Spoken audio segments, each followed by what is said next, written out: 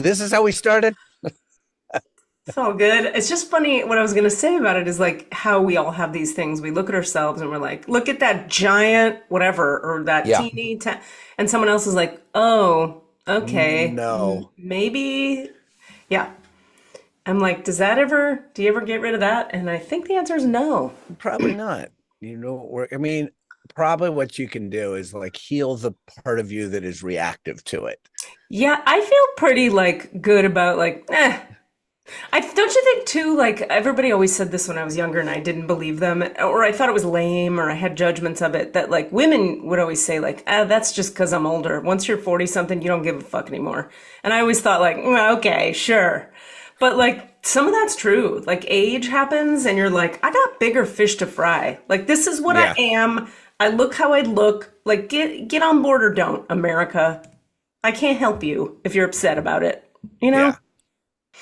We have a guest for the first time in a long ass A time. year.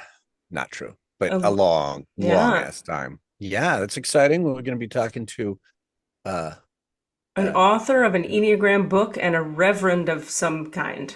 yeah, who does like massive amounts of Enneagram stuff all over the world and conferences and things. Is that right? I didn't even Yeah, know that. I just went to their website. Good job. Yeah, I did a little research. How about you? You're the one who brought her to us. I looked at the book a bunch and that's Oh, all. That's all I did. cool. Oh, that's Awesome. cool. That's Well, awesome. Some we people, will be talking to them later. yeah, bunch of stuff. Now, from when we spoke last time, I remember having in my head 80 things again that I wanted to talk about. And I'm like, Did you write them well, down? oh, yes, I did. Thank you for reminding me. Side note, while I pull this up, have you heard of the podcast Scam Factory? Was it? Oh no, I just saw it. I just literally saw it drop because for the listeners, I believe if I'm not mistaken, Scam Factory is about the place where all those scam texts are generated from, and then it's like trafficked people who are trapped Correct. in a. Yes. I heard a podcast episode about that on another podcast that I love, and so I kind of have the Was backstory. was the other one Scamfluencers? No, it wasn't a Okay. scam thing at all. It was an Okay. internet thing. It was a podcast about like weird internet and tech shit. Oh, interesting. And so people approach them with questions like, "What's the deal with?" And so they Yeah. did the research and found out. What's it Yeah, called? that one I think was on. It was either on Reply All, which is no longer, or it was on the one. I have to look it up on my podcasts. It's really okay if you don't have Yeah, it. I just was curious because we may search as well. engine. It's Okay. either on search engine or on Reply All. Okay, gotcha. Um, yeah, well, I've been listening to it this weekend and I just want to do a little shout out. Like if you need a terrifying real life horror show of true crime terribleness that's also like hope inducing by the end, Ooh, strong recommend. Because like who in your life is not getting these fucking texts? Hi, how are you hi, today? hey, I didn't see you at the picnic this weekend. Right, were you gonna come later? You want to golf? They say that? I've gotten requests to golf. I've gotten just highs, Right. hello, I get a and lot of if you hi hello. respond, you'll always get, "Oh my God, I'm so sorry, but you seem nice." Yep, every time. But like I have to say, like on a business level, like on a marketing level, I'm impressed. They are reaching all of us. They're Yeah, reaching all of us. And the way they're doing it is fucked up. Like manipulating families into literally lying to them and saying like, hey, there's work for you over here. It's good work, to people in the Philippines, for example, who don't have, there's not a lot of industry in the Philippines. So if any job shows up where you can make $1,000 a month, they're like, okay, get this. Then you go to a place that is a fake location and they show you like, this is where you'll be working and you'll be doing customer service for whatever. And then you come to day one of the work and they put you on a bus and they're like, we're going to take you to the building. And they just take you thousands of miles away across a river to Myanmar and enslave you. Guys with guns, the whole thing. and And you then just force thought, you to churn out these they call them pig fattening schemes or Right. pig butchering schemes, because they fatten up the pig, which is you, and Yeah. then they get butchered when you steal all your money. Yeah. Yeah.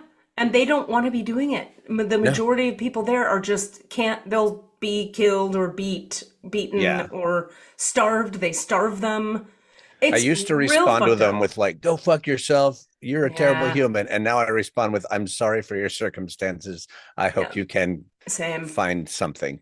I recently said to one of them, they said, "Hi." And my first sentence was, after listening to the podcast, "I'm assuming you've been trafficked into having to do this, and I'm really sorry that's happening to you. I wish there was something I could do to help. Let me know if I can." Like, could I Jeez. like text you some money? Like, what do you want? Right. How can I help you? Because you Yeah. are in a fucked Where's your situation. location? Can I send Right. can I I'm send now I'm gonna international police or I'm something? gonna start telling them, hey, there's a podcast out about what's happening to you, and just so you know, there's some people who care trying to help. Yeah.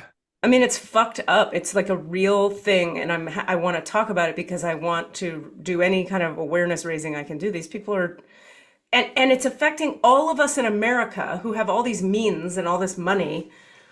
You know, if you have $1,000 in your checking account, that's like a big deal to someone in the Philippines. Yeah. Anyway, that happened. Ugh. Okay, now here's my list of things to talk about. Okay. And then let's have you pick what you want to discuss. Can I just like, if you read them off, can I just go, yep, nope, Sure, sure. yay? But like try to actually think about it. Okay. Like I'd like a real opinion, not a joke one. No, but I'm gonna feel it in my gut, so that's where it's gonna be coming Oh, from okay, right away. we're gonna do sacral practicing. Okay. What I did to marriage, do I regret it? You want me to come back to you? Nope, you're back. Oh, I was here the whole time. I never left you. That's when I was carrying you. Footprints in the sand. What I did to marriage, do I regret it? It's great. I Yep. love it. Why can't I be that kind of psychic? Interesting. An extension of a previous Uh-huh. conversation. We kind of Okay. covered it. Physical stuff is always emotional. We have covered it, but always happy to revisit. Yeah, there's more there though. So okay, we got a yes on the first one. Yeah, that was just because it's juicy. It's totally juicy. All right, let's talk about this. His name? Yeah. And you don't care. You're just like, his name. Well, let's bleep it, I guess. Okay. Sorry, And from now everyone. on, it's Darren, Sean. whatever you want it to be. Darren Sean. So, all right. We're going to relate this to the Enneagram. Watch. Okay, so I'm 20 something. I've just graduated. No, that's not right. I'm 20 something. I've graduated college in Massachusetts. I've lived in New York for a year. I've come back to Miami, Florida. I've gone to treatment for an eating disorder. I'm freshly out of treatment and I'm trying to find a place to live that isn't my mother's house. So it's not the brightest time in my life, but I'm And also which city are you in now? Miami, Florida. Okay.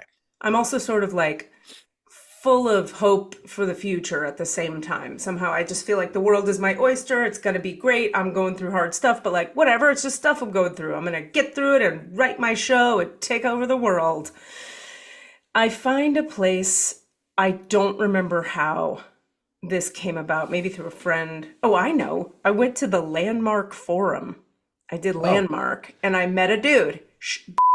Wait, Darren Sean. What's his name? Darren Sean. Darren Sean. Darren Sean. So Okay. you went to half a cult.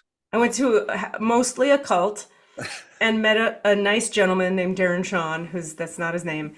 And we became immediate friends. We just hit it off right away. He had, I'm sorry for this, white guy dreads.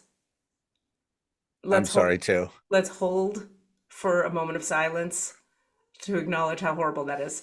At the time, though, everybody at fucking Landmark was just like cookie cutter normal guy stuff. So he stood out because he looked like he was at least making a choice about something. And at the time, I didn't understand white guy dreads were so gross. So you look like Shifty Shell Shock from uh, Crazy Town. I don't know what any of those words are. Uh, Come, my lady, come, my lady. You're Oh my God, butterfly, sugar baby. that's horrifying. He probably did look like that guy. Yeah. Okay, so we hit it off. We become friends. He's got a room in his house for rent, and I need a place to live. And he's married to a young woman. We'll call her Frances. And so I move in with Darren, Sean, and Francis. Is that his name? Francis. Darren, It's a Sean? long A. Francis. Francis. The shortest way to tell the story is I become friends with both of them, but I was friends with him first, and he was a really good dude. Like, I really liked him as a person. We would go get coffee in the morning. He'd be on his way to his job. He worked as a sound engineer somewhere, and I was like teaching acting and I was writing this solo show and trying to, whatever, figuring out what I wanted to do next. Shortly after this, I applied to grad school and moved to California. But anyway, we're friends. We go to Dunkin' Donuts in the morning. We're getting closer and closer. We're really good friends. We have a fun time. Then his wife and I start to become friends separately because their schedules were different. So she and I would be at the house a lot at the same time, or the apartment, just hanging out, and I get to know her. Well, one night, randomly, she and I are watching TV at night. It's like somewhere between 6 and 8 p.m. I mean, out of nowhere. Let's see. I'm trying to remember how the conversation came up. Anyway, I said something like, we were watching a show and I said, well, you guys bone in that room over there. I was making fun of like, we all live in close quarters and they have sex right next to me. And we were watching some sexual reference on a TV show. Well, you guys are boning right next door. And she was like, eh. And I go, what do you mean? Eh. And she goes, I let him do it sometimes. Oof. Oh. And I said, That makes my back hurt. I said, what do you mean you let him do it sometimes? She's like, ugh, I mean, he wants to. I let him do it. It's fine. And I had a moment of clarity. Every time she and I had been in her car is covered in rainbow paraphernalia. Rainbow on the rearview mirror, rainbow sticker on the back, rainbows inside the house. And it just clicked in my brain. I went, are you gay? And she was like, yeah. And I was like, you guys are married though, right? And she was like, yeah. And I go, okay, how is that for you? She's like, it's fine. We're really good friends. He's my best friend, And I was like, great, okay. But so the sex part doesn't bother you, that like, do you want to have sex with him? She's like, I mean, I let him do it. And I'm like, doesn't that feel bad? And she's like, I mean, I don't know. Okay, that's the inciting incident. Okay. I want to pause because I understand. It's a complicated story, but I feel it. It makes that that framing is what's painful. Is like, I let him do it. Is where like it feels violating. It feels very like, ugh. Yeah, like she clearly doesn't want to, isn't into him in that way, but she's leading him to believe she is because she lets him fuck her. Yeah. Now and that just feels not great. Right. Now he's for both of them. Right. Now I'm pausing because for anybody listening who may have had unique marriage arrangements at any time in their lives, I am not speaking to that piece. If people together consciously choose whatever the fuck they consciously choose, I'm all about and agree to it, and it's out there, and everybody has talked about it, and we've agreed to the terms. That's like, hallelujah, live your fucking life. But I had just learned my buddy was, I thought, not in the marriage he thought he was in. Yeah. He was talking to me about, she's the love of my life and we're best friends and I love her so much and we'll be together forever. And he's in love with her and she's letting him do it. Okay, now here's where it gets dicey. And this is where you may have made an ethical, moral judgment. Here's where a Katie Rubinism occurred. Okay. This was many years ago. Okay. I was 22, I sit with this for a few days and it's bugging me. And we're going to coffee, he and I, every day after this. And I'm just like, I mean, it's their life. It's none of my business. But, and then I'm at coffee with him and he's like, yeah, we had Tina, she's so great. Oops. What did I say her name was? Forgot. Oh, Frances. Frances. Can we beep that name, please? Thank you, everybody. Jesus. Yeah. Frances she's so praising her, can't stop about, and also the sex and how good it is. And I'm just like, my head is exploding. So one day I make the choice to tell him. Yeah. I say, I can't keep standing here. I go to coffee with you. We're good friends. I need to tell you this thing that happened. She said this thing. Okay, that's it. I'm out. But that's what happened. So I tell him, she said I let him do it. I'm going to pause so you could judge me. Anybody can. The listener. Yeah. Like, but let's pause for real. Like, already, how is this landing for you? No, it's a common story. Some version of this is a common story. The version that usually occurs is you have to tell him, because if you don't, I will. But that part wasn't there because you don't have that relationship with her. Yeah. But that's the thing with like cheating or whatever, people are always, and then finally they don't tell them and then that person says it. So like a version of this has happened in the past, but this is a hard one because I can imagine you just dropped a really painful truth bomb on a friend. That's right. Also, I should say this, in the initial conversation with me and Frances, I had said to her, does it feel like out of fairness to him, you should probably tell him you're not into sex with him? Like I said that to her. Oh, okay. Yeah.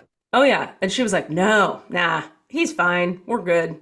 He doesn't even care. He doesn't even think about it. And I'm just like, that feels like it's taking for granted that he's a human who is in a different reality than you, and he doesn't know the deal he's in. Yeah. Okay. Time goes by. All the coffees, he's praising her. I tell him. By the way, we are buddies, and that is all. I have never once thought of him in any way other than like, this is the bro who lives in the house I'm renting a room in. Except we're like buddies. He confronts her. I'm not there when it happens. He confronts her. Are you there? I am now. Okay. He confronts her. He moves out. They have a huge fight. He's not okay with it at all. Yeah. He's really glad I told him. He's devastated. He was in a band at the time, and his band goes on tour. And while Third Eye Blind. Little band called that you may have heard, the Smashing Pumpkins. 3 Doors Down. I'm going with the mid hits. He goes on tour and he's texting me the whole time his process. He's like, I can't believe this. My marriage is over. He's telling me about how the conversation went and she just didn't have anything to say. And I asked her if she was straight up gay and she told me she was. And I said, why did you think I knew that? And she was like, because of all the rainbows everywhere. And he was like, I didn't fucking know. I thought you were just like an ally supporting people. And this was, by the way, in the 90s, the early aughts. Yeah. So it wasn't even a thing to be an ally formally. Anyway, he's on tour. The tour ends. He comes back and he moves out of their house. In the meantime, while he's on tour, I move out with a quickness because I'm like, cool, just broke up a marriage. I'm going to go ahead and go because I don't want to be around. She is not happy with me. I move out. Now, interesting timing in my life. My mother, my mother and father had gotten divorced a couple years before. She had moved into a new condo a few blocks away. So my childhood home was empty and being sold. So I slept on my childhood bedroom floor. Wow. By myself in the house because I had nowhere else to go. And I was like young and bohemian and I don't care. I just live on the streets or wherever and I'm artsy and that's cool. I look back at it now and I'm like, man, my situation was sad. Like, what about staying with your mom in her new house down the street? She's got rooms and beds. Nope. She and I were not good. And so I slept on the floor of an empty house. Cut to, his tour ends. He comes back. He moves out. He's staying with a friend or something. And he's like, do you want to hang out? And I'm like, sure. And he comes over to my house, my empty childhood home, and we hook up. Oh. Yeah. Yeah, that doesn't look good. Nope. No. No. Now, this is months after they've split up. Okay. It's months later. He's been on tour a long time. He comes back. It's months later. And we have this hookup, and I'm just like, And I hadn't even thought of him that way. Suddenly he was like a cute guy in my house, and I was like, oh. And he was single, and he was going through a divorce, and he was there, and I liked Yeah. him. So we hook up. Time goes by, and we start dating. We then proceed to fall madly in love. Okay. I mean, if I could remember it better, I would. I have such a terrible memory. But at the time, I mean, I felt so close to him. We had so much fun. He was a really fun boyfriend and a really nice guy. I get into grad school in California. So I'm like working retail and teaching acting, and I'm going to drive cross country. And he says, can I go with you? And we're like in a thing now, for real. We're like together. And I was very intimacy avoidant, very afraid of, I didn't want anybody clinging to me, and I didn't like being, crowded. And I was just very like, don't ask me for stuff. Yeah. So he says, can I come across country? And I'm like, I need a few days to think about that. I think about it. I come back and I go, you can come, but I want to be very clear. You should come for yourself, because I don't know where this is going with you. I'm not ready to like commit. But if you want to get in my car and we can go together, sure. Which, when I say that now, I'm like, what a dick I was. What a sad little dick. But at least I was clear. I was happy with myself. I was like, I'm telling him the truth. I don't want to mislead anybody. We take this road trip. We have a super fun time. We stop in his hometown, which I won't name. We meet his parents. Okay. We move in together when we get to California, in the town where I went to grad school, to Davis. I have an apartment that I've already established from Florida. I already got it set up. He moves in with me, and I'm like, hey, I need this to be like, you're staying here while you find a place, not like we live together. Because I just was not able to do together time. He stayed with me a while. He got his own place. He moved out. I fell down. I start grad school. I fall down a 15-foot hole backstage, and I injure my left shoulder. The entire left side of my body doesn't move. I'm in bed for 3 months. Like, I got really hurt. I'm still healing that one to this day. We sort of stop having sexy time. He brings it up. He's like, are we going to bone ever again? And I'm like, I don't know. We should probably break up. He's like, okay. And then in about a week and a half, he was engaged to be married to someone else. Like, what? Very quickly after, he was engaged to be married. So had he met this person prior? No. He met a girl in California after I dumped him. Now, we were together like a year or something. We had like a long-term thing that had commitment. But he met her and got engaged in a week. Well, okay, it may not have been a week. It might have been a month. Okay. It was like a very short amount of time. Yeah. Maybe 2 months. Yeah. And I knew this because I don't know, a few months after we broke up, I had like regret and like was like, hey, I'm sorry that I was so afraid of intimacy. I reached out or something, and a friend of his, I don't know, somehow through the grapevine, I learned he was engaged and he was moving to Seattle or Portland or something. So the point is, this was a guy who wanted to be married. This was a married guy. This is a guy who met his high school sweetheart who was gay. He married her. He was with me. He was like, let's get married. And I was like, gah, gah, gah, gah. I got to date 90 people.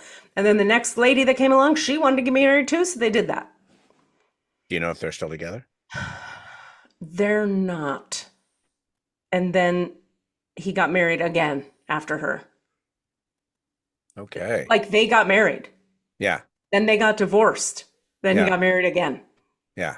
It's the guy who likes to be married in his 20s. Okay. To each their own. So The question is, how did I write it down? What I did to Darren Sean, do I regret it? I What's your guess the take? question is for Katie. Do you Well, regret it? no, but I want to hear your take first. I mean, ultimately you actually did you operated in the spirit of truth. You weren't trying to sabotage. Your motivation was not, I want to get with this guy. So you weren't being evil. You just told him a truth that he was avoidant to hear, that Yep. he probably should have known but didn't know because he was, I mean, that last little nugget actually kind of brought it full circle. Yep. He wanted to be married so bad that he was willing to That's right. overlook anything that was possibly in the way of that. She probably was into the security of it or Yep. the Yep. that's just fineness of it. And I Yep. understand that too. I absolutely understand that feeling. Right. It's the safe choice. It's the easy choice. It's the like, well, I don't want to make waves. And if it just means having to do this thing that's not god awful, it's just not, it's just meh. It sounds like it was meh to her.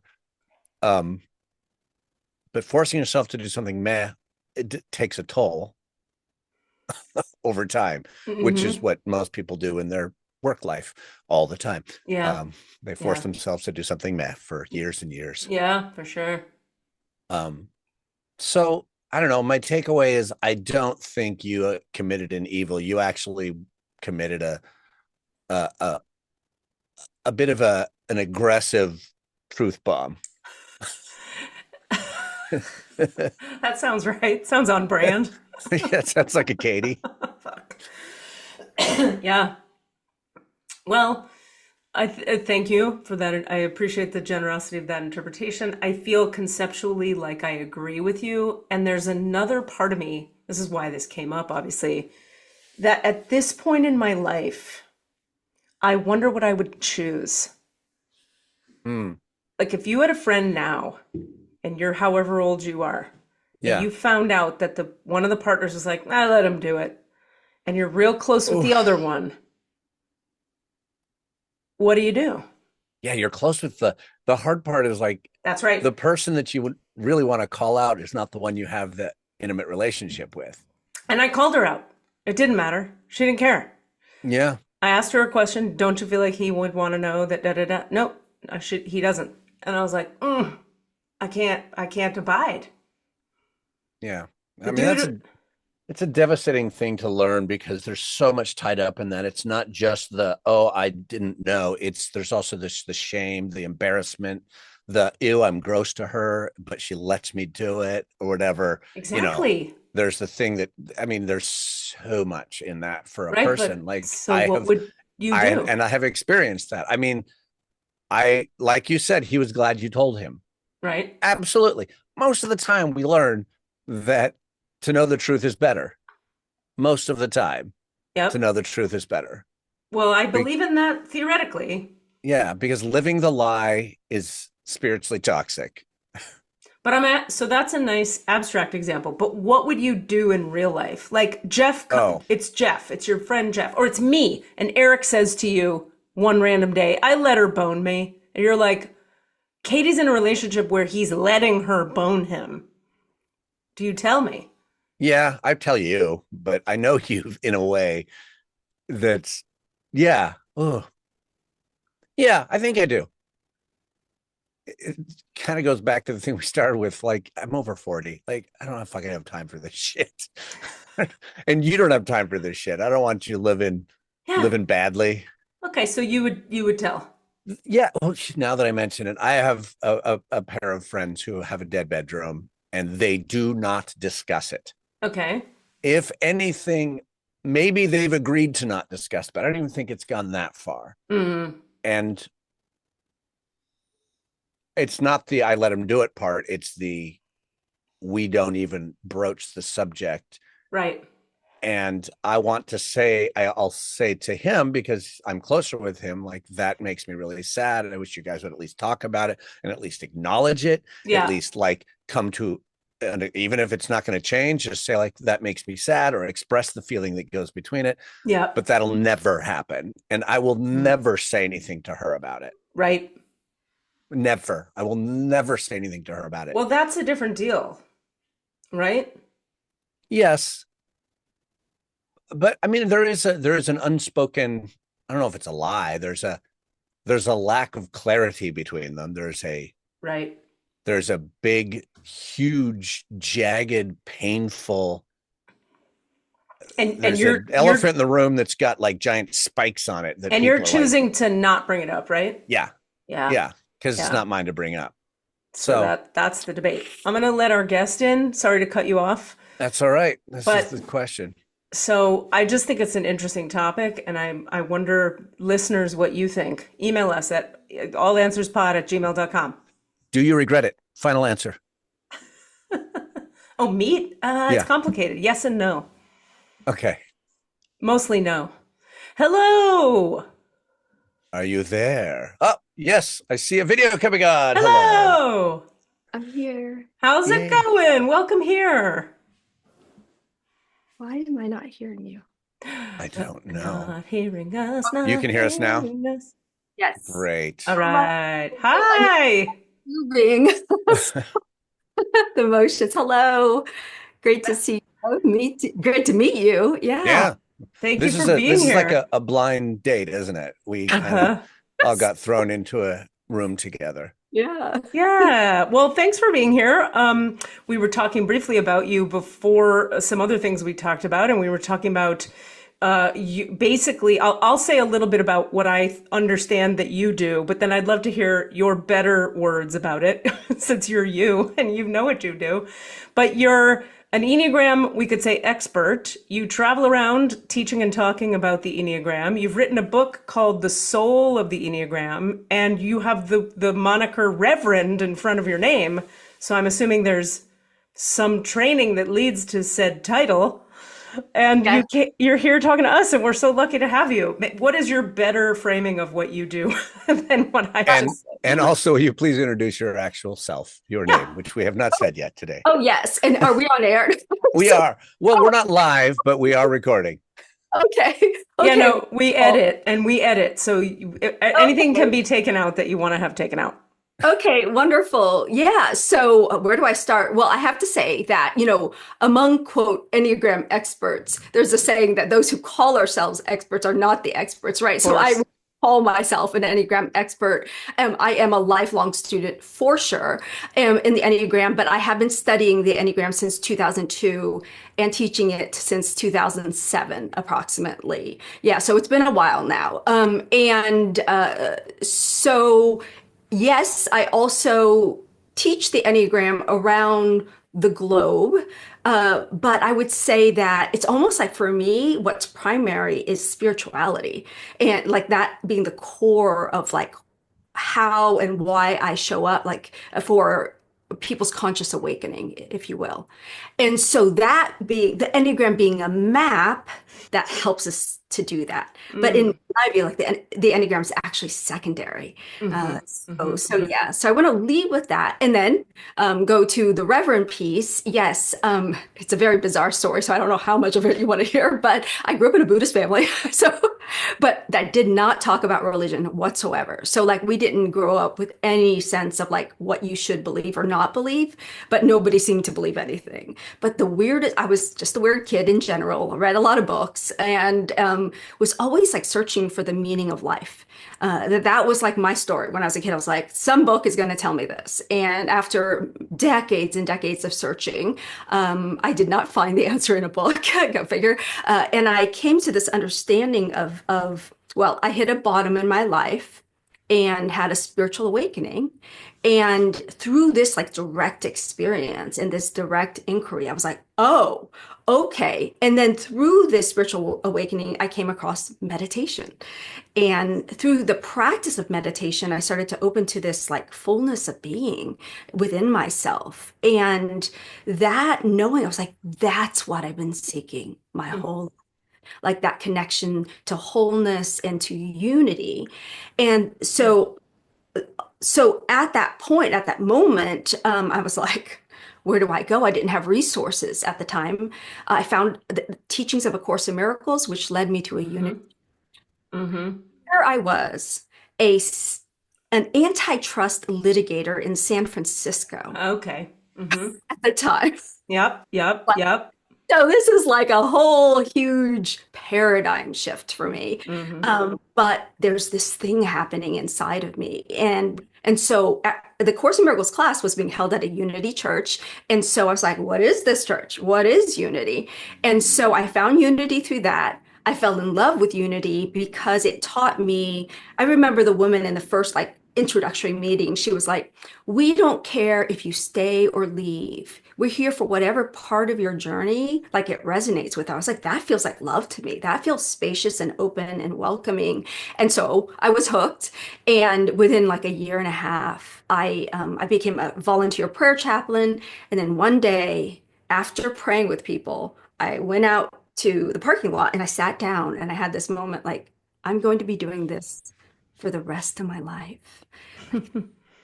That was my call to ministry. So I left everything behind in San Francisco, went to the Midwest, and became a licensed and ordained Unity minister. Got it. Yes. Yeah. I'm very familiar with the Unity Church, very familiar with that journey. That's fascinating. Now, why the Midwest? Because Unity Seminary is here. Ah, Yes. And I you're mean, in Kansas City, is that correct? I'm still here. I read your website. I know, great. So Are you in Kansas or Missouri? I am, ooh, look at you, in Missouri. So, Lived there for 3 years, 100 oh, years ago, grad school. wow. Yeah. Oh, okay. Okay. So Yeah. you know it's radically different here. Yeah, I'm going Enneagram, very, consciousness and meditation. And I'm like, Kansas City. Okay. Interesting for that to be there, but cool. Yes. But I mean, now we talk about it's the heart of America, like, I Okay. mean, and there is a renaissance, I believe, happening here. It's a really interesting thing, even in the arts, like the Nelson Atkins Museum. And there is just this like, yes, space for awakening. It's still minority, of course, but also very powerful, I think. Yeah. Very cool. And so how did the Enneagram become a focus? I mean, there are so many systems of study about typing. I know what my love of the Enneagram comes for, and Cass and I talk about it all the time, and our friends talk about it all the time, and we love it. But I wonder what took you there. Mhm. Yeah. So basically, so I had a crisis in my early 30s and in my marriage, and I basically separated from my husband, got a huge stack of books from the bookstore. I thought you were going to say I got a huge stack of money from the Money, divorce. money. It That's was what I great. thought too. Just Yeah. walked away with fat Cash. stacks. We're Cash good. money. I would have led me on a really different journey. So, so no, not that. I'm still holding space. You never know what will happen in life. But yeah. So continuing this sort of quest. So this is before I had my spiritual awakening, actually. So I had this, and one of the books was on the Enneagram, and Which and one? it was You remember? actually one of Russ Hudson's. It's uh, Hudson and Risso's like early book on the Enneagram, like that blue book. Yep, I know. I was about to say, is it the blue one? Yeah. Yeah, yes. Yep. And Mhm. yes. And the funny thing is, and the humility and all this is I actually misidentified myself initially. But back then, when I read the type one, like I cried. And back then, I mean, I cry a lot now, but I used to never cry. Like I was Mm, considered pretty cold, actually. I mean, attorney, like you do mhm. the thing, you do the thing, Of course. right? But the tears were like, the storyline of it was you think something's wrong with you, you're trying to fix the world. And now, I'm a three, I identify as a sexual three. There's a lot of commonality around ones and threes, of course, in the behavioral pieces of Mm. responsibility and hard work and all these things. But the thing that resonated at the moment as a one is that I had this weird thing where I didn't resonate with a three because I had such low self-esteem. They're like, threes are confident. And I'm like, not so much. Oh, yeah. No, I mean, I just felt the lowness of my being, and I'm like one. And so, but those tears, ones were also described as always being right. And I was like, oh my God, I had to be right. And I realized the reason I had to be right is that being right somehow was a pro. If I wasn't right, then I felt like I would be fundamentally wrong. Right. Mm. that it Yes. wasn't okay. Yeah. Oh, and so I called my ex-husband and I was like, sorry, like I didn't know because I was right our whole relationship. I The mean, Enneagram apology tour. yeah, and so yes, the first thing I did was like this aha. So it was both like humiliating, like and sad, but hopeful. Like the tears were like, oh, if there's a system that can actually name something so deep inside of me, like there's something here. And so that was the beginning, and that was before my spiritual awakening. And that's key because starting back then, I started a journey of of understanding, of building empathy and understanding for the ways that I was and the ways that people in my life were through the Enneagram. But that only took me so far, the psychological piece. And then when I had the spiritual piece added in with meditation, that just catalyzed the healing and transformation of my journey. Things like the fact that I was the black sheep of my family. I mean, I honestly, it's like I don't even know this person anymore. I didn't believe. If you told me your parents love you, I would have been like, BS. Like I would have not believed you.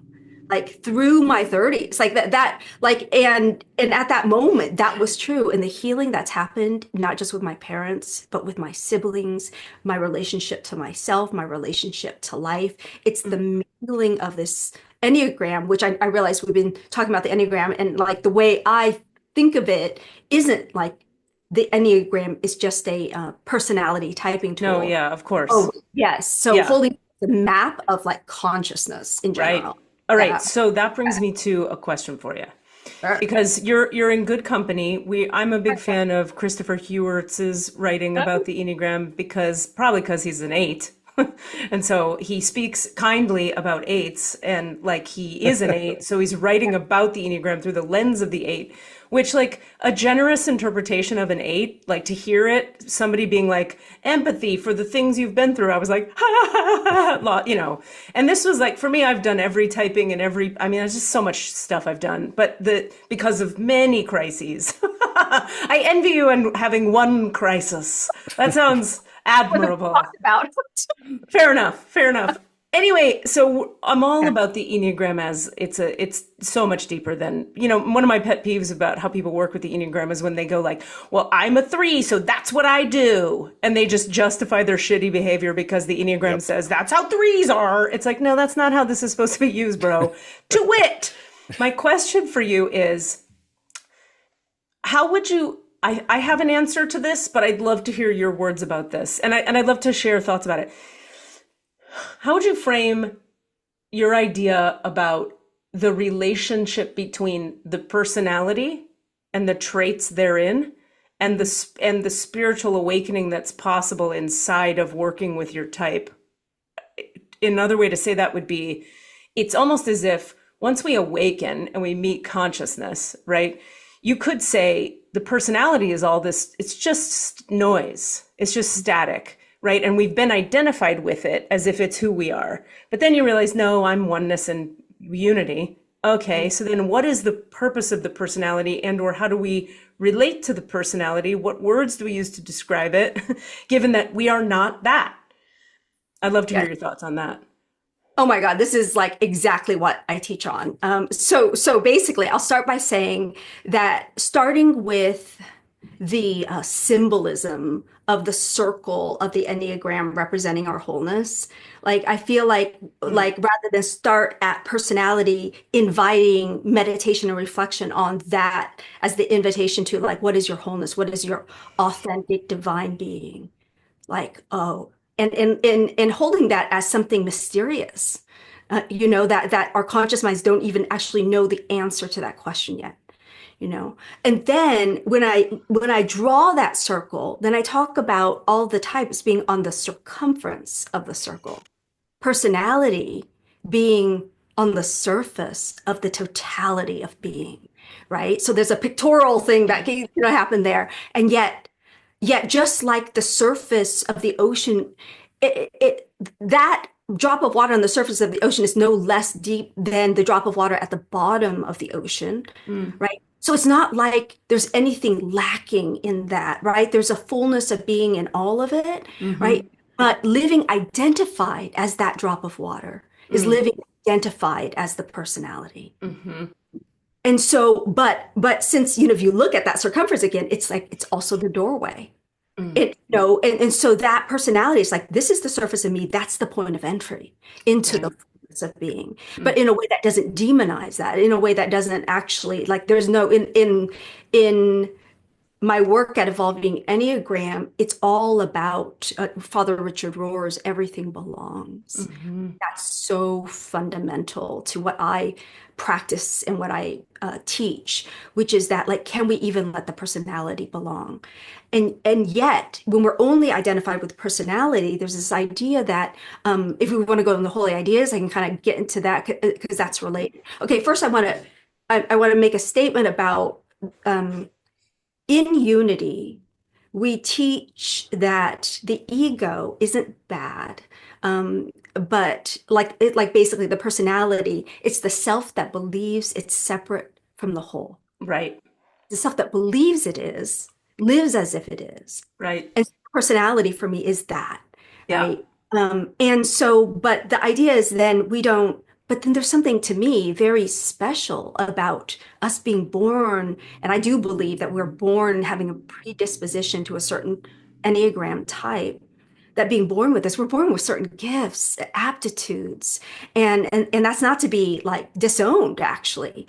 Right. But imagine the efficiency of my threeness and the excellence of my threeness being used not in service to my own egoic competitive aims, Right.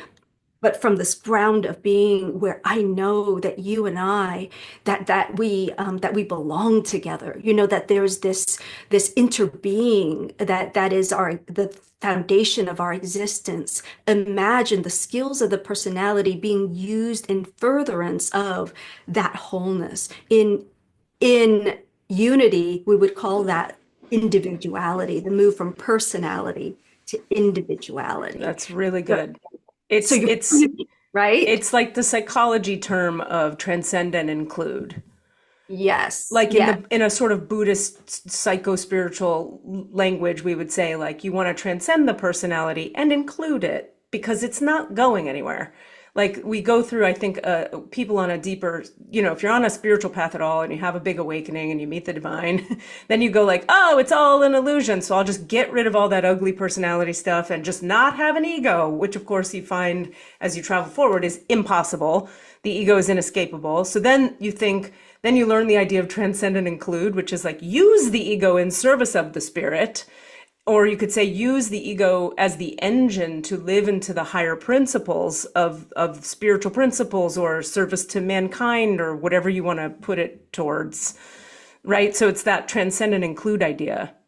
Yes, 100%. And in fact, the reason I was like, oh, I'm going to jump in is that we were just teaching Ken Wilber's integral theory in our Evolving Enneagram class, where I first learned transcend and include. And we've been using that as a mantra for everyone in the community for the last several weeks. 100%, that it's not, it's not leave the ego behind, if you will, right? Yes.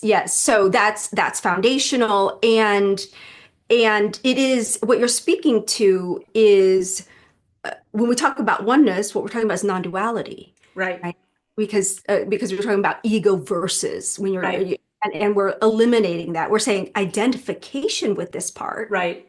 And then openness to being identified or knowing the wholeness of our full, I'd say, divine nature, and that's just my terminology, right? What your authentic nature, whatever that is. Yeah. So that is the journey that I invite people in all of our work at Evolving Enneagram, my personal work, but also the teachers that I work with as well. So that's the core. Yeah, well, that's great. It's so nice to meet an Enneagram person who is walked so deeply with the work as you clearly have. It's really inspiring and beautiful. And Cass, just so you know, when we spoke, can you help me out? I forget how to pronounce your name. My name, not Cass's. Your name. My name, Katie. You've known me for 25 years. Tell me one more time. CASSIDY, One more time. Cass. With CASSIDY, a K? With a K? with a C. Okay. Brown. And your name?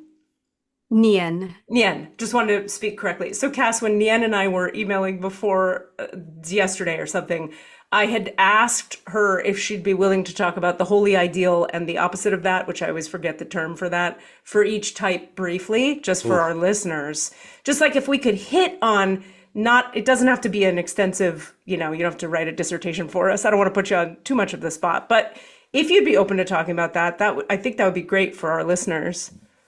Yeah, yeah, I would love to. And so it's just more of like how extensive, Yeah. how do you want me to go? Because like Basically, because we don't have too much time, we'll be here an hour together from when you came on, that, just like a one-liner holy ideal and a one-liner opposite of that, and maybe a few words about that relationship, maybe per type, if that's something that doesn't feel too demanding or Surface. stressful or not at all. Not at all. Yeah, Yeah. and we might then be inspired to discuss one of them more deeply, but absolutely. Okay. Let's just Okay. do this sort of the Okay. survey Wonderful. first. Wonderful. And so okay.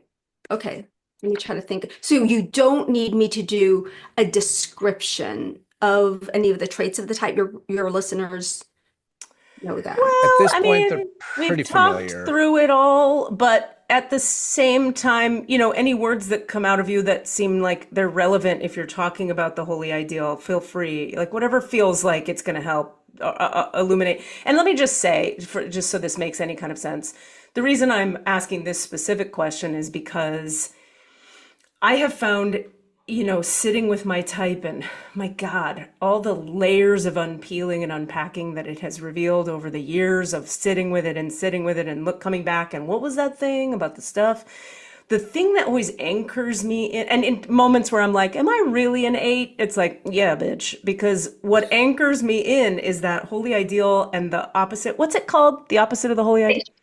Yeah. The fixation. Holy idea and then fixation. Great. Yes. Those Yes. guys, I'm always like, oh yeah, that's me. There it is. Yes. And so I Yes. find it very grounding for people as like a people who are listening who might be trying to figure themselves out or figure their type out or compare a few types against each other or look at their friend and go, is that person a 1 or a 4? I find that the holy idea and the fixation are just they just zero into the heart of the matter. Yes. Yes. Love it. Yes.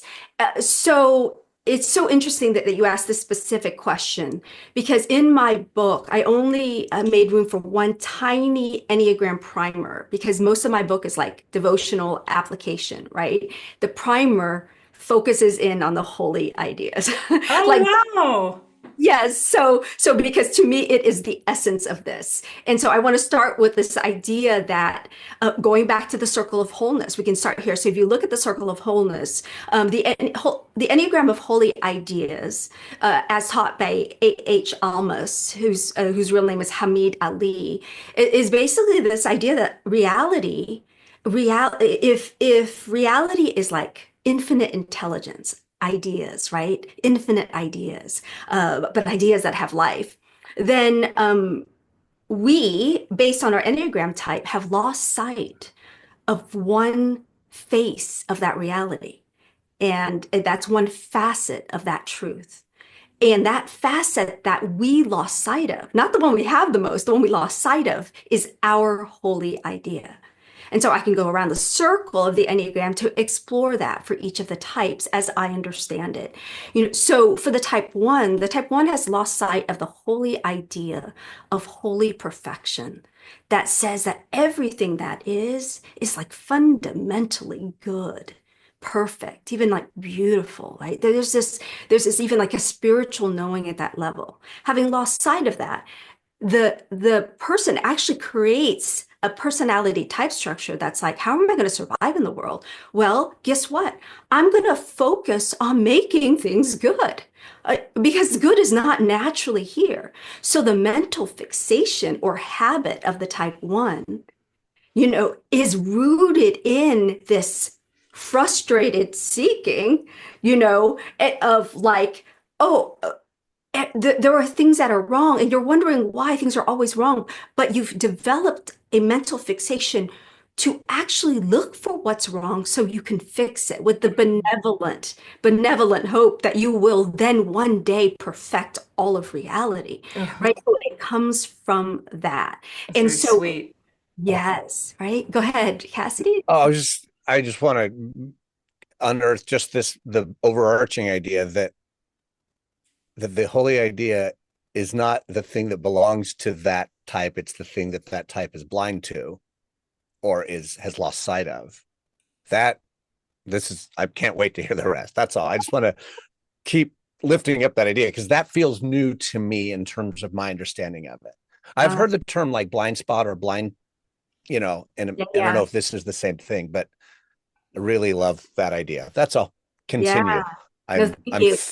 I'm in. I'm all the way in. But you also reminded me, A Course in Miracles has the saying that the ego's mantra is seek but do not find. That's fun. So, but if you think about it, if I lost sight of something fundamental, essential, but I keep looking to the world to find it, Right. even going back to that analogy of the circle, it's like you're on the circle and you're looking out rather than inward. Yeah. And so seek, but do not find. And it's like you've lost sight of this and you're still searching for it out there. And Yeah. so all of us are searching in some way out in the world for what we can only find inside ourselves. Right. Yeah. Yeah. So that's what your comment brought up for me, Cassidy. Yeah. Uh, yeah. So So with the oh, two. yes, the two. Okay. People outside of the whole idea of holy will. And as a result of that, has a fixation called flattery. Now, it might take a few steps to go from one to the other here. So holy will is like this idea that the wants, the desires of the universe are all being met. Like there's a wanting, a will of the universe that is being met because it's one universal will. The two's like, it's not. I better take things into my own hands, right? And so the two's like, I'm gonna meet your wants.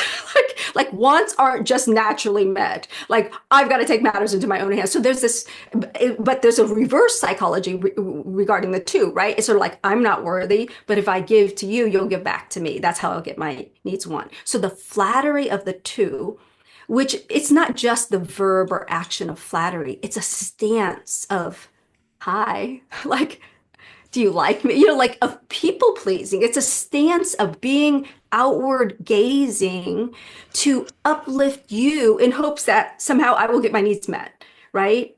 We know this never happens, right? The turning out doesn't work again. And so, but that's where the fixation happens. And so why, Katie, you were talking about like this feeling so core. Yes, and this is why so many behavioral descriptions of type, they can go one way or another. You could do a lot of different behaviors in order to meet this need. But what defines the two is something about this being so core to this, like you just operate based on this belief that your needs aren't going to be met. And so this is the strategy you have to adopt. You don't think, oh, I'm going to go out there and flatter people to get me what I want. I just have an implied belief that like, it's not going to be me. So there's something that I have to offer to others. Right. And so there's something in that stance that can result in a multitude of different behaviors or strategies for manipulating and seducing that ends up in the description of the two. We Right. have a friend and a dear friend who we both love and adore and follower of the podcast. Like she's one of our caller-inners and just has been there with us from the beginning, who is the twoiest two that has ever twoed from my perspective. And I'm thinking of you, Fontana, as we hear this, because I mean, Cass, do you know what Yeah. yeah, it's just delightful. It's delightful. It's like the Enneagram just continues to just, in the same way that we talk a lot here about human design, because I'm a bit of a human design student and teacher. And so in the same way that for me, human design just unfolds its truths in layers of that you can't believe are so accurate, the Enneagram as well. This is why these are the two systems I give any F's about at this point. It's because they're so articulate. Like that is you just described Fontana Butterfield and she's not here. Uh, Isn't that amazing how the Enneagram? Yes, yes. Oh, and that reminds me, same thing with couples, right? Like if someone brought in their partner and they happen to know their type, and I turned to them, I was like, oh, and these are the likely of your, of what's happening between. the person's soul. They're like, oh my God, like it's like you sat in our last conversation. So exactly. Yes. Well, Yeah. and the other thing is the power of knowledge and understanding. Like I've used the example, so I won't go into detail of it, but on this podcast of like trying to talk to somebody, like working through with a partner, a problem or an issue that they're having and trying to be there for them, but doing it from the perspective of your type rather than, Theirs. like rather than theirs is Yeah. really hard. Like Right. rather than going, oh, what is their blind spot that I need to help them see, rather than what would I need to hear? Right. Doesn't matter. Cass and I have another mutual friend who is a 9, and Cassidy's a 3, and I'm an 8. And we were talking about how I was trying to support and nurture our 9 friend, and I listened to myself just 8 all over them. I was like, here's how you're going to do it. And it was like the most exactly what I would have needed. Useless to the 9. Useless. Rather than saying, what you want matters. Oh. And well, I've learned. I've learned. Yeah. Well, but in the beginning, I'm just like, well, speak up. Just tell them. Just get in their face. What are you gonna? And they're like, that's the hardest thing I could ever think of. I don't even know what I want. What would I say? And I don't want to be impolite, and I feel very shy. And I'm like, just get over that. Just let it go. It's fine. Push forward. Nope. Yeah. So this is really great because already I'm like, oh, the 2, right? That's what that they can't see that. Yes. And so they're constantly striving for that. Yes. And that's behind all the different levels of healthy and unhealthy behavior I'm so that they are excited. engaging in. I'm excited about the 3 because you're both 3s. Right. Yeah. We got a couple of 3s here. Yes. The good news is that we do start to see it. And so I want to give some hope there. Of course. Yeah. Of course. Like we self-see it, but we also need accountability because, this is a good time to go into the 3s who are tend to be self-deceptive. We don't know it. We don't know that we're lying to ourselves, right? So I'll start with that. Okay. So let's go back. We could say a lot on that, but the holy idea is holy law and holy hope. So there's kind of a blend of these 2 holy ideas of like the activity of the universe is just moving along, right? As one. There is one activity flowing in the universe. 3's like, if I don't do it, it's not going to happen. Or it's not going to happen well, right? It's like the positive. That's the hopefulness. So the 3 believes it's a separate doer. Like somehow, like imagine it's like somehow the wave thinks, oh, I pushed myself up when it was the whole movement of the ocean that moves the wave, right? The 3 is like, I did it, right? So, but the belief is that I've actually separated from the ocean, right? And I'm like trying to make myself do things. And so the efforting of the 3 comes from this sense of separation from that activity. And so the fixation happens in terms of like the deceit, the lack of authenticity of the 3 comes from this, the core issue of personhood being separate from the universe, if you will. And so you can kind of look at that because 3s really embody this notion of like being a separate person. Like there's something about that. So what's the idea, the holy idea for the 3? Oh, holy law and holy hope. And that means again, what? So the ideas together. I'm sorry. Did I just say, holy law and holy hope? So the idea is that holy law is the law of the universe. I know it's not the word activity, but it's as if the law of the universe is that the activity of the universe is just chugging along. Like there's just one activity, just like there's only one will for the 2, there's one activity of life. Oh, I see. That's okay. That's what's been forgotten by the 3. Yes. Okay. Yeah. Like lost sight of. There's a disconnection from the movement of life. And so the 3 is like, I've got to do it. Right. There's this like pumping up, by your own bootstraps kind of sense, and along with that, there's this identification with being not only do I got to do it and do it well, but like I'm a doer. Like it becomes like the identity in threeness. There's something about that that's unlike other types. It's really hard for us to detach from this. And so whatever my role is, the three identifies with. So the self-deceit of the three kind of comes into play here in the mental fixation of whatever your role is, you confuse as who you are. Mm. No sense of being outside of that. Yeah, yeah.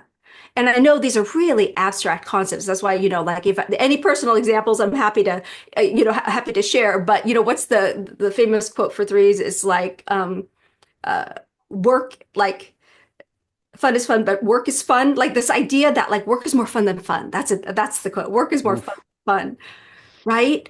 And why? Why? And so it's not just like that might be true for a lot of threes. There's a sense of like who I am. I get the lift from my work, right? From what I do. But like what's the deeper reason for that? Because it like settles something deep inside. It becomes the proxy for the belief that I am part of the activity of the universe. It's like we all copy that, Mm. right? Being. Yeah, so there's a confusion. So for the three, oh, we could talk about this at the end if we have time, but like all the salve for each type, but like for the three, cultivating presence of Mm. being purposeless being. Mm-hmm. Yes. So yeah, yeah, I can feel the pain, the distress of that. Yeah. Yeah, that's that one. I was sort of ruminating. It's fun, just as a three, as Yeah. you were going through it, I couldn't. You were saying words, and I could not hear them. Yeah. I was literally going, nope, don't get it, don't get it, don't get it. Like that's how blind the blind spot is. Mm, But until it finally crystallized, it took a moment. But the idea that we have to do right. because the universe isn't doing, and that I'm the one who has to do it. Yes. Not just that it needs doing, but I'm the one who has to do it because clearly that's what has to happen. It's so dumb. It's so wrong, but it's just like, anyway, thank you. Go Yes. on. Yes. Purpose, Yes. cultivating purposeless being. Yes.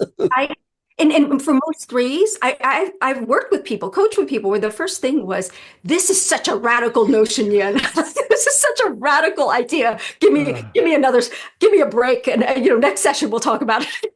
Just like it's so antithetical because I know I personally like I'm always like, what's the purpose of this? What's the Mhm. purpose of this? If there's no purpose, we are not doing it. Like, and oh, you mean just sheer joy is not like a thing, right? Like there isn't just an organic joy. There's like a purpose toward a goal. Blah, blah, blah, blah, blah, da, da, da. And like ooh, that feeds me. But oh, so the antidote to that is the cultivation of like this contemplative presence, which is primarily the spiritual practices I teach in Evolving Enneagram. It's like these are all the antidotes, right? This contemplative presence, practicing offsetting the pull of that mental fixation of doing the things that uphold your idea of yourself, right? The role or the image that you want to put out and secure, right? If it gets a little fragile or a little messy or right, like you got to put it back up and put it together, right? It's a lot of work, right? But the healing power of letting that down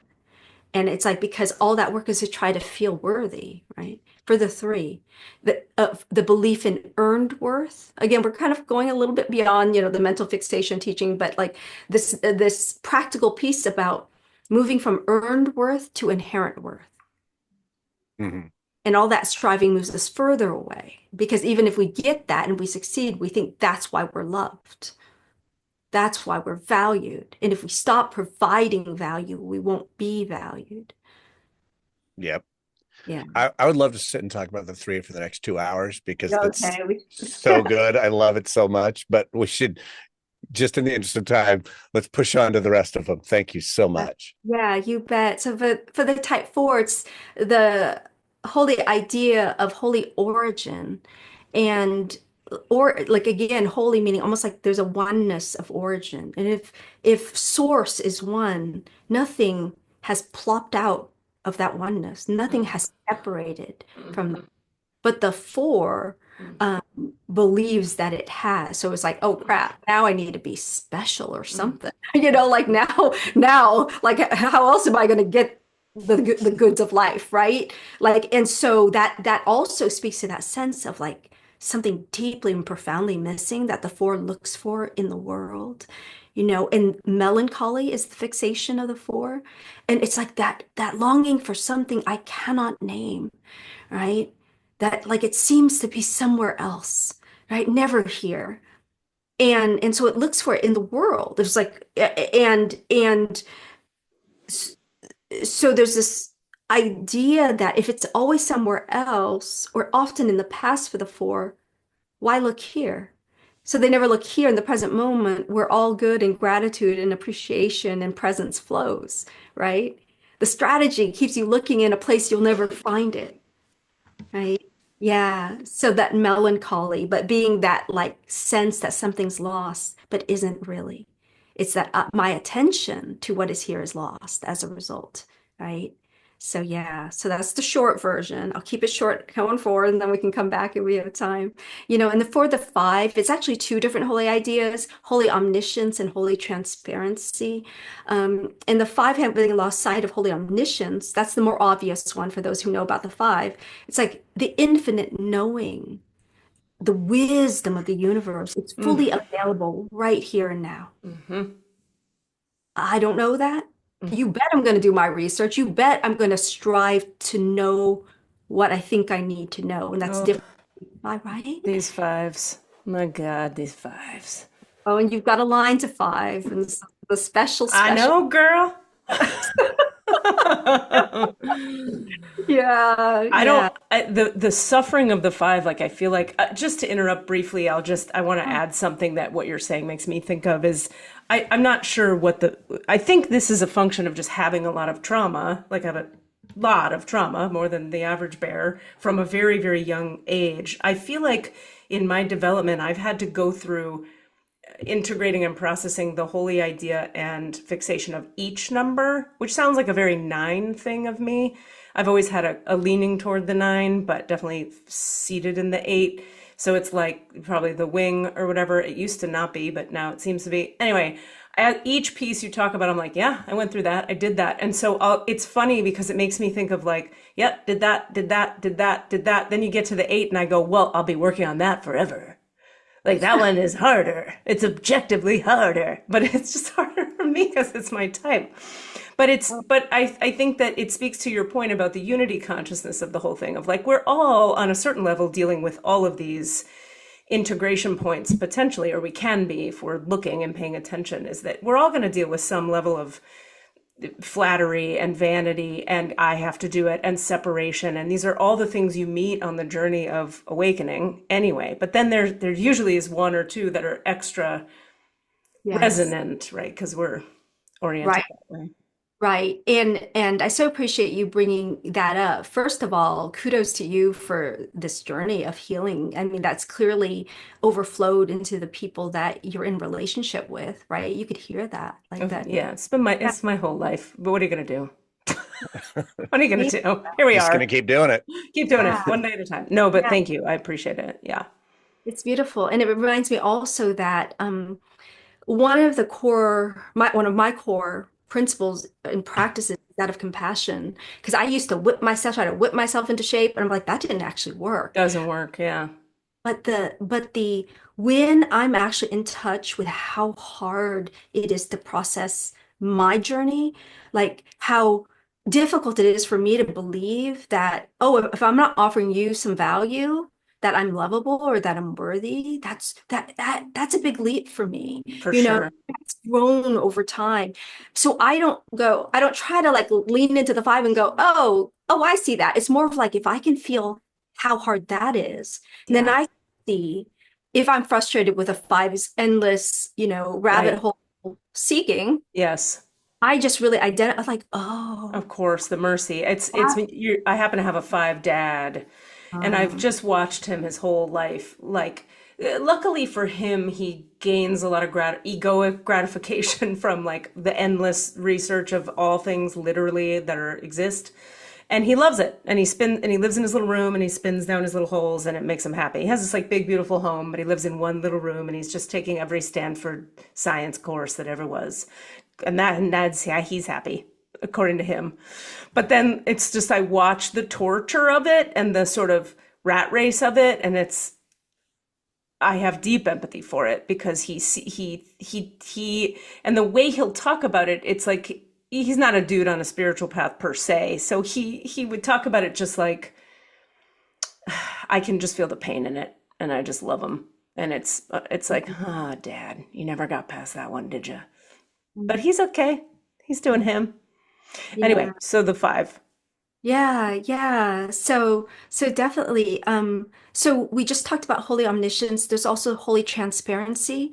And we don't talk about that as much. We hear more about the omniscience piece for the 5, but it's a blend of the two. And holy transparency is related to sort of like your sense of separation with the world, if you think about it, like this notion of the fluidity of boundaries that most people can find some organic movement of that. And 5s are like, island, I'm an island over here. Like they're like, it's very, so you think about being castled as a 5, like there isn't as much connection to that. So you can see how without that, it's sort of like, well, I'm over here, so I better hoard whatever resources I think I have, like basically. And so the fixation of the 5, there is that like focus on scarcity, right? So it's because I'm not sitting in this wellspring of infinite abundance. Like, if anything, it's over there. And I have to cross a whole freaking bridge, and the people over there, and people are messy, and I don't know if I want to deal with that, and I don't have the energy because I already believe in lack and limited resources. And so what am I going to do? It's like one time I did a Sunday sermon on the type 5, and I described it as, it's like you're inside your castle, and you're like, instead of going out there and living the life, you're reading picture books about the world outside the castle, right? To get as close to that experience as possible, not understanding that you are not reaping the fullness of being just like all other types. That we're not picking on the 5s here in 9 different ways, right? That makes me think of my father, also a 5, a very different 5 than Katie's father, who in the books that he's written and stuff like that, he talks about these 2 peak experiences, which were when he was released to the all that is and became basically unity consciousness for a brief period of time. And literally every damn thing he has done his entire life of research has been an attempt to return to that.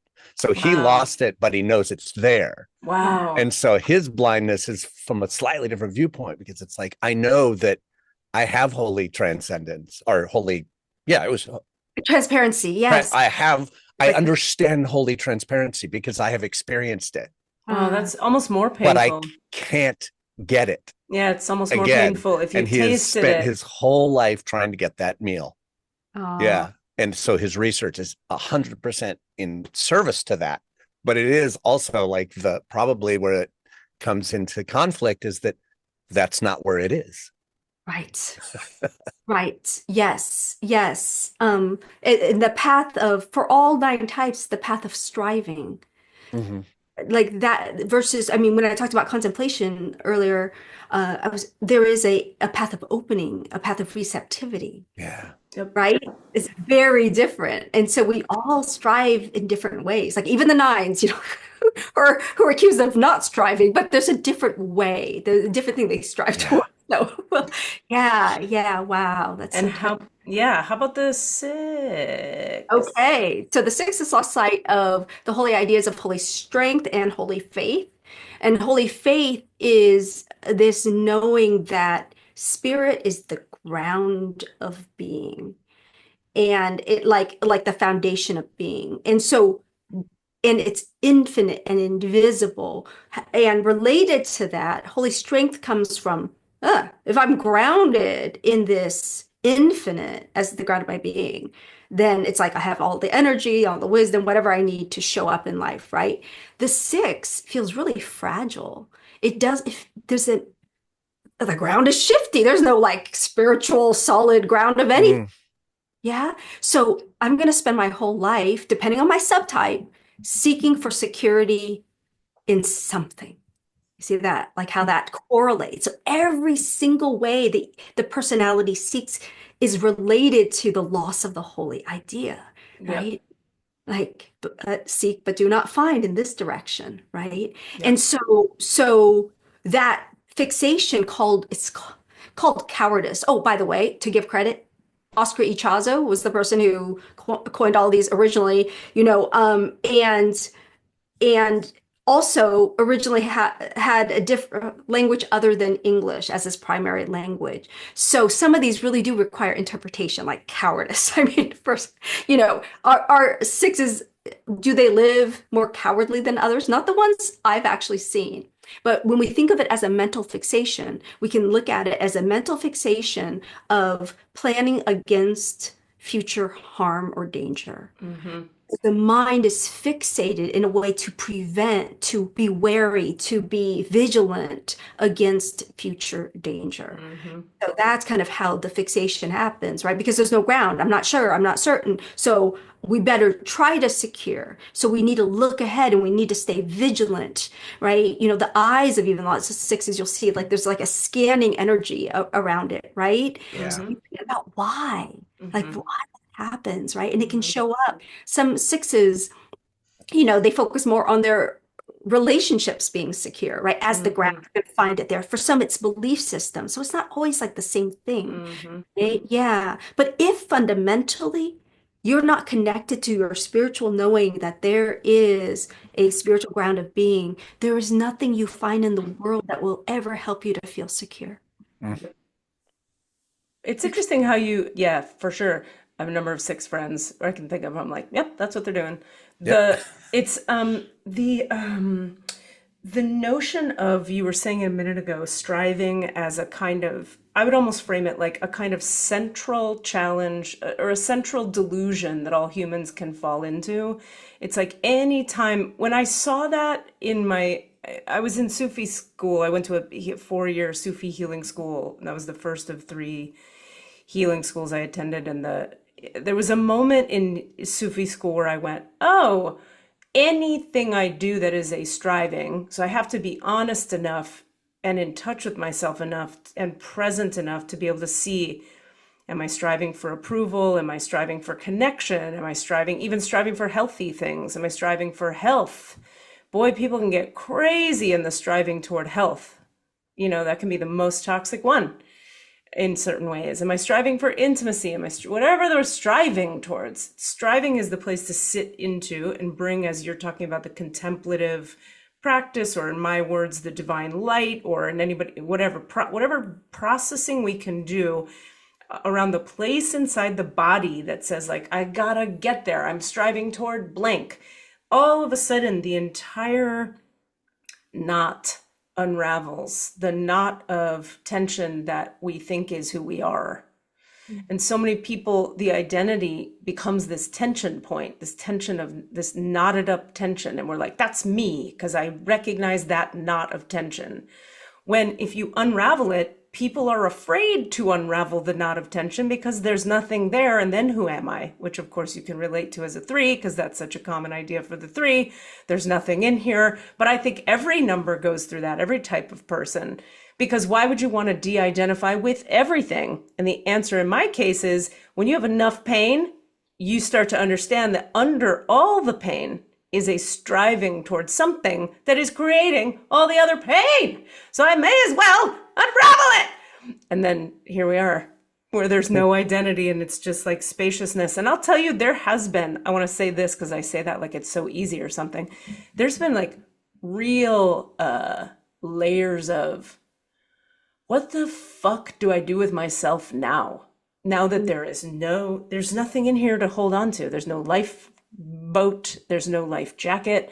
And for me, the answer comes back to something we call strategy and authority in human design, where I just trust that, like, I'll just live in response, and I'll trust the seat of consciousness, and I'll try to be as vulnerable and non-vengeance-y as I can. One moment at a time, the unfurling unfurls.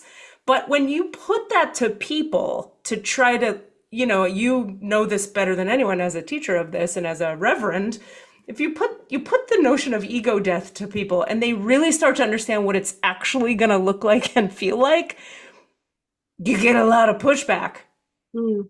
because it's not the easiest thing or the most comfortable thing to live with no life raft until it is.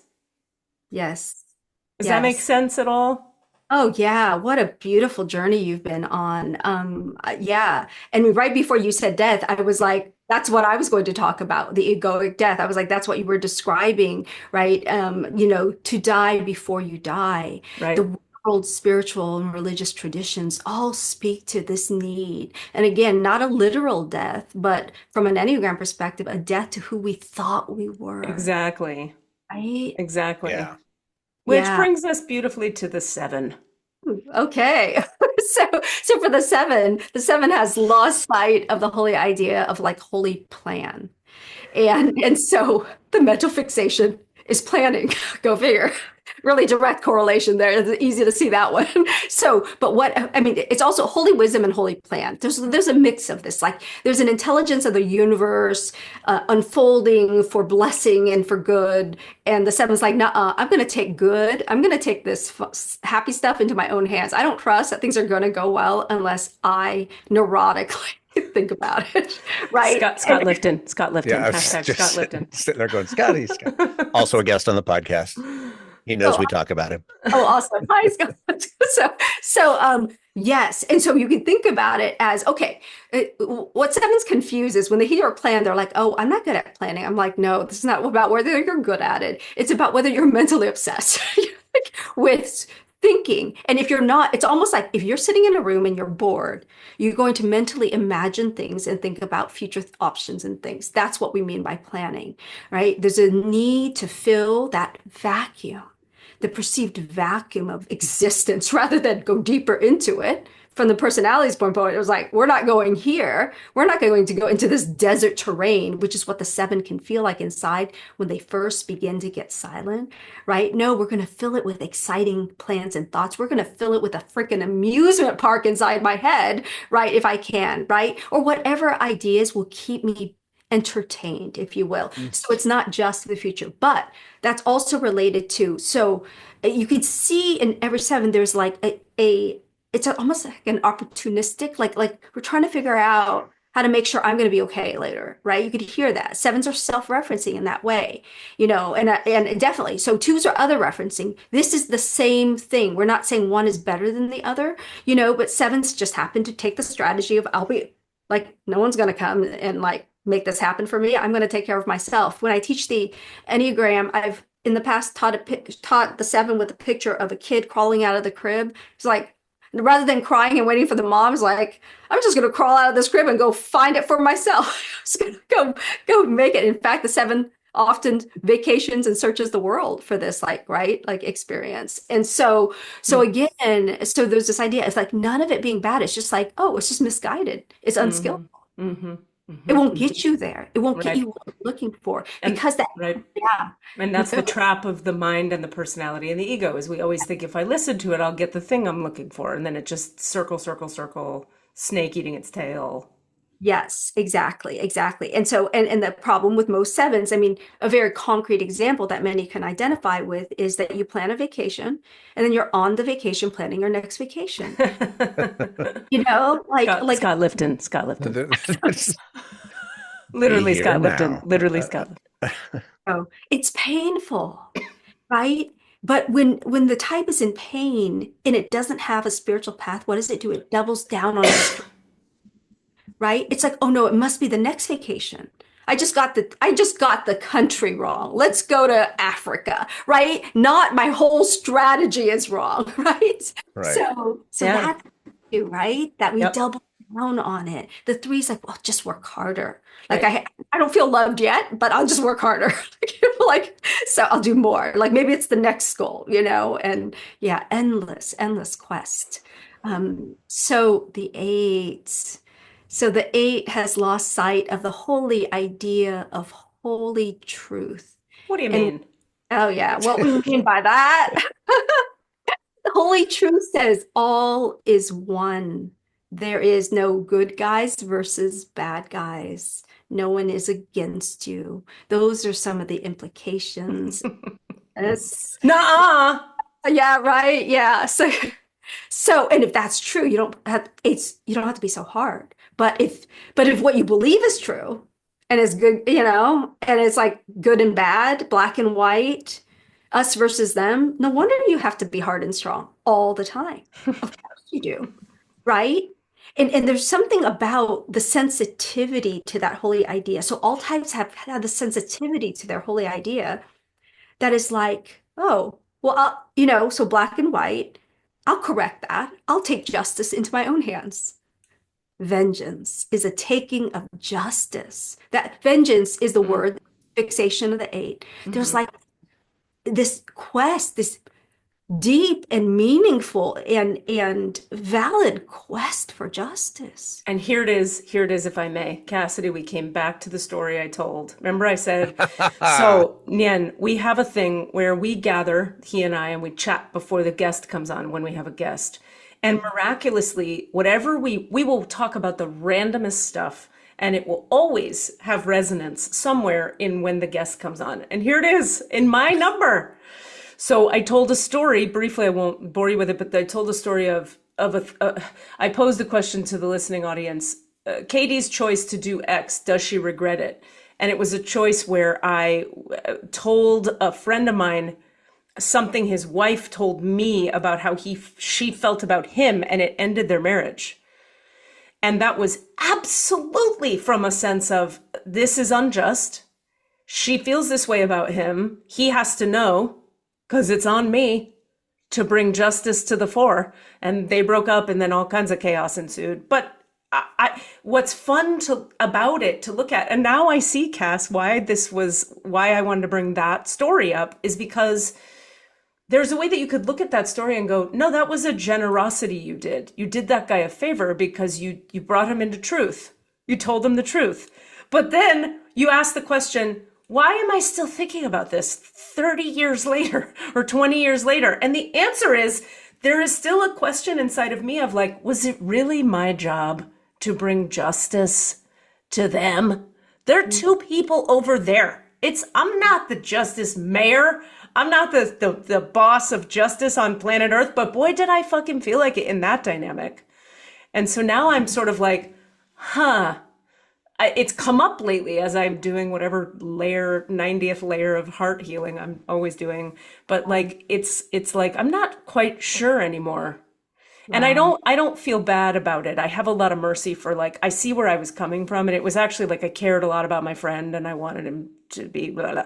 But it's a fun one to think about, because going forward, I just go, I'd probably take a deep breath if this were now and say like, dear universe, please bring for them whatever they need on their journey. I shan't insert myself into this one because I'm not in charge of this. Who's to say what the justice is? But boy, was I certain. I was so certain. Yeah. Wow. Wow. Yeah. Yeah. Well, I love hearing that you bring mercy to how you're holding it today, because that's a really tender kind of experience. And as you shared it, that was actually the word tenderness that came up for me around how different is that stance of tenderness that allows whatever needs to fall into place, fall into place. There's a heart space within the word tenderness as well that is invaluable for the eight, because so it isn't then, right, as you know, but it's the moment of how you're holding now that is most relevant, right? Like what is up for me now is what comes up. And then the next thing that came up for me around that is this beauty of the virtue of innocence. That is the eight's virtue coming into play, right? Yeah, when I learned that idea, the sort of vengeance, innocence, duality paradigm, whatever we want to call it, like it was so heart shattering because it was so clear to me. That's why I've done everything is the innocence was robbed of me. It was taken really young. And of course, if it were taken in such a brutal, heartless, abusive way, I'm going to seek for justice, of course, until it's safe to practice tenderness and to go to that vulnerable place. It wasn't safe for me for a long time. And that's been a lifelong journey to get to where, I mean, yesterday I had an argument with my beloved partner where the only way the argument ended was I broke down sobbing because I touched into this like really tender place. And then we just let me calm down. And then later on, I realized there just wasn't a problem. There wasn't a problem. We were fighting about not a thing. We were not, there was nothing there. It was just this particular layer of tenderness was protected by such a hard, angry, scared protector part, to speak in parts work speak, who just was like, nah, ah, ah, ah. And then it was just like she went away, and I just, this part just went, and then we both sort of, once I was calm, laughed and went like, what were we fighting about? Nothing, because it was just that dynamic within me that was just up, operating. Yes. Yes. Yes. And the Yeah. tenderness, that's so good. Yeah. Oh, yeah, absolutely. And it's so amazing that you have access to that. And it gives the whole world. You're opening to that tenderness because it gives other people the opportunity to meet you, you know, to be in contact with you. And I would say that the own one thing I would maybe add to that is that when you were talking about the loss of innocence, of course, my understanding is that you were talking about in a very worldly and very visceral and very probably traumatic way, right? And my thought inside was just like the holy idea that innocence at the core level of being was never taken from her, you know? Well, Yeah. I had to re-meet it. Yes, I exactly. separated from it to survive. And then Yes. when I've had to re-meet it and re-meet it and re-meet it and go, oh, right. It's just softness and tenderness. And I think, I know we all can just stay on our own type forever, but something that I feel is important to say, because so many people in the world are so afraid of eights for such good reason, because an eight who can't find the tenderness, I mean, we're scary. We can be very scary because Yeah. the amount of strength required to protect the amount of tenderness in there, until you have safety to reconnect with that tenderness, all there is that protective, justice seeking, heat seeking rage missile. That's all there is. Yes. And so when you encounter an eight in the wild, it's like, good luck to you. I turn the other way if I meet an eight. I'm like, ooh, not today. Eight in the wild. Right. But anyway, it's a hard one Yes. only because the very thing, it's also, we live in a culture where, like, you guys as the three, right? You get all this praise, all this ego praise for how hard you work so hard. Look how hardworking. You're so smart and good and hardworking. We admire you. And that's and then the eight is like, we're in positions of leadership and we're so strong. And how are you so strong? And you just were so strong. And it's like, I'm dying inside. And you think, and it's so when we get praised from the outer world for the challenges of the type, or the fixation of the type, that's another layer that makes it challenging to sink into whatever's behind it that would allow us to soften our grip on it. Well, so if we ever talk again, I want to talk about the world's shadows as expressed through the Enneagram, like, because Ooh. touching on this, because I actually think it's both for three. We happen to be threes and eights. I don't think, like is the world picking on us? No, but because we're both assertive types, threes and eights, that there is something about how it's more visible in the world, right? Also then a rejection. When people see abuses of power, they can often disown their own power, and yet we need people to own their own power for the world to be in love, right? Yeah. So the integration and welcoming of the eight energy is vital to our world. believe. Mm. Yes, it's a whole nother, Yeah. but yes, because it's been shadowed and cast aside because yes, there's unhealthy elements of eight, but also disowned power within people's being, right? 100%. That then makes the eights even feel more powerful and power over me versus like I have my own power, right? So 100%.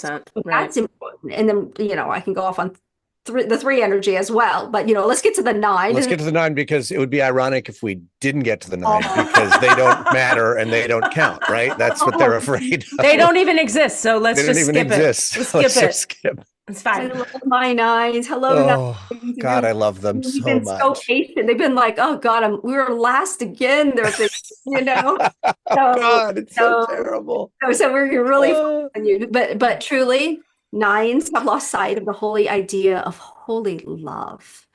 And love, I mean, I think love as it's not as an emotional affect, but love as union or communion, love as oneness. So you think about it, nines imitate all the types are trying to find their thing. Nines imitate oneness through their merging activities, trying to duplicate that by merging, going with the flow, whether it's with a partner, whether it's with the couch, or the creature comforts, whatever it is, whether it's with the group, depending on, subtypes.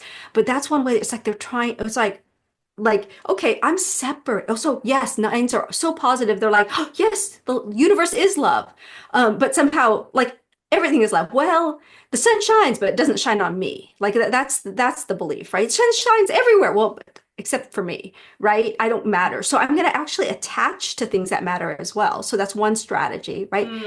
The partner's needs might seem more important. And so you can attach to that and then be connected to that. And that's why one reason, oh my God, I heard someone share once in a way that was so profound to me about conflict. Like it's annoying when people say, well, I don't like conflict. I must be a nine. A lot of people don't like conflict. Nobody likes conflict at Kids, first. Please. But this sense of, nines being body types, almost like conflict separates you. And if your value, your sense of self was tied to this thing that you're being pulled away from, comfort the person, floating, you're orbiting in outer space right now. That kind of lostness because you are not the center of your life. Center of gravity's not inside.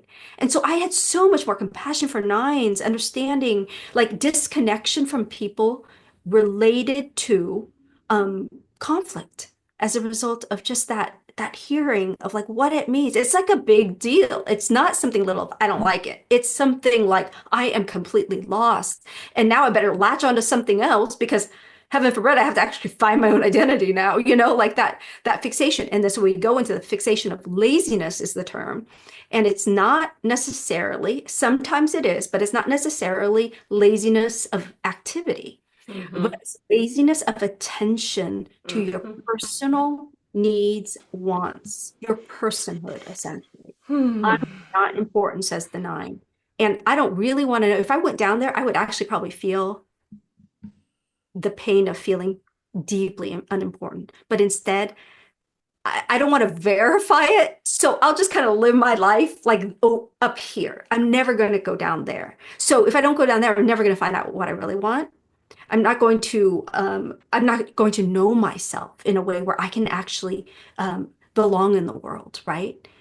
And then a lot of nines are like, wonder why they're overlooked. It's like you tried to not be seen. You're right? Not consciously usually hiding, but you merge with the wallpaper. You do what it takes to like not show up in that separateness that makes you feel like I'm going to be on my own over here. Oh, but you're your own freaking big planet. You're not just something orbiting another planet, right? But the nine doesn't really know that. And so it tries to attach to whether it's comfort, if you're self-prezi, or like people and relationships and not break from that, So yeah. Man, Yeah. There's a way that like the nine has a real special place in my heart, I think, because of being such a self-pres eight that I just go, oh God, if you couldn't individuate and you couldn't know what like I did all this work just to know what's me and what I need so I could speak up for it and then I'd be safe. Like if you don't have that, how are you functioning every day? And then it makes the answer is like, differently from you, Katie, differently. Like they're doing a whole different thing, and I live with one, and it's just, I just watch him and I go, oh, wow, you got through a day? You're all right? He's like, I'm fine. I'm like, You ate, okay. you bathed, you fed yourself, you did all those How? things. Yeah, it's so amazing that just the sheer difference between some of the types. Yes. Yes, it is true. Like what we value, like looking through the lens of that, I've definitely resonate with the sense, being a three, and having like activity being part of my life, Yeah. just like, oh yeah, that's a good thing that you can spend a whole day doing nothing. Oh, okay. Like that. And understanding that that's so my bias, right? That's so the lens of like, that would be horrible, right? From the traditional personality lens of the Totally. of the eight, right? Yep. Where the nine's like, actually, what you just did, all that sounds exhausting, and like I wouldn't want to live anymore. But my life is Oh, like yours, Yeah. Yeah. like how do we know like what's best? And that kind of goes back to your first story too, right? There is this, I think, along the spiritual journey and awakening to a deepening of our humility, Yeah. of what we don't know, of what we Right. really we can say open and curious about with respect to other people. I have guesses. I mean, I'm the, quote expert. People come to me for, counsel and this and that. And more, it's like that understanding of what I don't know, that if I Mm. listen deeply enough, though, that if I Mm-hmm. listen enough, they will reveal themselves to me in Mm-hmm. that space of Mm-hmm. of sacred listening. Mm-hmm. Yeah. Mm. Yeah. You have been a delight. I'm so happy your people found us and reached out to me. Like, what a gift. I wish we had all the time in the world to talk with you more. And as you mentioned before, I'd love to have you back if that's something you want to do yeah. and talk about the shadow. Oh, I would love to. I mean, you're such depthful interviewers. And I've been on quite a few interviews. So, yes, I would love to. Oh, Yeah. great. I love it. Yay! Well, let's Oh my just say, gosh. just so we're clear, will you say your last name for me, please? Vuong. Vuong. Oh, beautiful. Yeah. Vuong. Nhien Vuong wrote The Enneagram of the Soul. It's out. No, it's coming out. That's, Oh, it's yeah. coming out. That's what this is all about, but keep an eye out for it. Website is evolvingenneagram.com. That's where you can find out more. Just, doing the commercial, the three thing, which is, make sure the package is beautiful here. Um, anyway, thank you so much. What an absolute joy this has been. Yeah. Thank you so much for having me. I Alrighty. really, do. I'm Yeah. so glad. And everybody in Kansas City, go to the Unity Church. Yeah. Yeah. Listen to Nhien speak. Yeah. Oh, I'm not at a physical church, by the way. We've never answered that. So, Oh, yeah. no. Yes, evolving Enneagram. Oh, I can't believe I did it.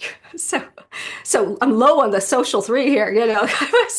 So evolving Enneagram is my ministry. We do everything online, and we Okay. have weekly groups and all the things. But so yeah, evolving Enneagram and the Enneagram of the Soul is my book where you can learn more about like this sort of deeper kind of take on the Enneagram. Yeah. So Awesome. All right. Well, thank you so much and Fantastic. have a great, great day. Take care of thank you you. both of you. Take Okay. bye. Bye. Do your Bye. work. Do your work. All of the answers, what? All the answers.